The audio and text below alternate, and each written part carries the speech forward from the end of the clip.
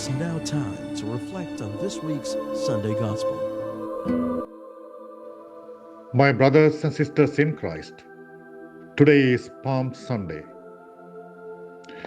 It is a unique Sunday in Lent because it marks the beginning of Holy Week.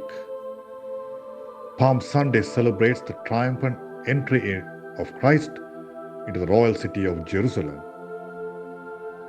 This triumphant entry is highly symbolic. It demonstrates that Christ is a Davidic king that fulfilled this ancient prophecy. Isaiah chapter 9 verse 7 says, "He will reign on David's throne and over his kingdom, establishing and upholding it with justice and righteousness." Both the first and the second reading of this Sunday are on the suffering and humility of Christ, the Son of God. The first reading from the book of Isaiah is a song of the suffering servant of God. In his letter to the Philippians, Paul also reminds us of the humility and obedience of Christ, the servant of God. He emptied himself to assume the condition of a slave and became as men are. He was humble even to accept in death on a cross. Humbly, the servant of God accepted all his sufferings in order to save us.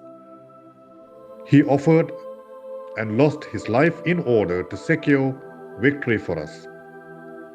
The most important lesson from all this is that the virtues of patience, humility, and obedience are very important in life.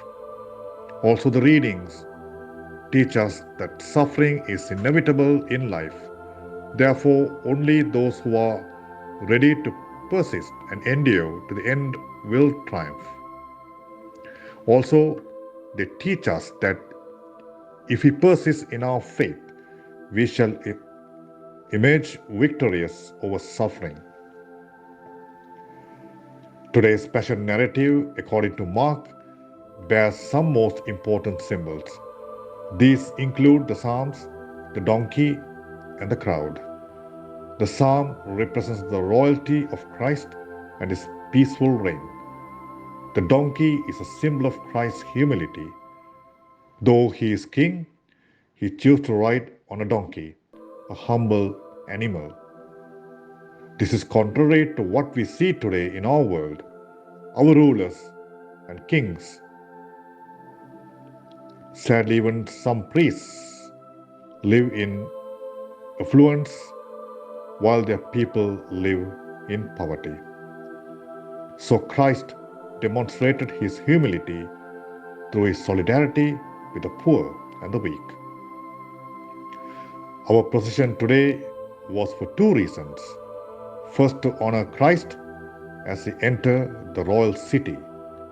Hence we sang, "Hosanna to the Son of David. Blessed is he who comes in the name of the Lord." Second, to express our solidarity with Christ as he begins the journey that will ultimately lead to our salvation. So as we sing Hosanna today, we must ask God for the grace to remain faithful to the end. Unfortunately, the sad news is that some of those, the crowd who hailed Christ with a shout of Hosanna, would be the same people who later demanded, "Crucify him" on Good Friday. These episodes simply reflect the reality of life. They also reflect how unfaithful and unpredictable we can be at times in our relationships with God and others. Today we are for Christ. Tomorrow we are against him. Christ is our friend when we are in difficulty, but our enemy when we are comfortable. It also shows how we relate with one another. Today we are friends, and tomorrow we are arch enemies. As we show solidarity to Christ today, it is important that we ask God for the grace to remain steadfast to Him at all moments of our lives. We must also extend this solidarity to others. This is because in others we encounter both Christ the suffering servant of God as well as Christ the King of the world. I wish you God's blessing and have a blessed Holy Week.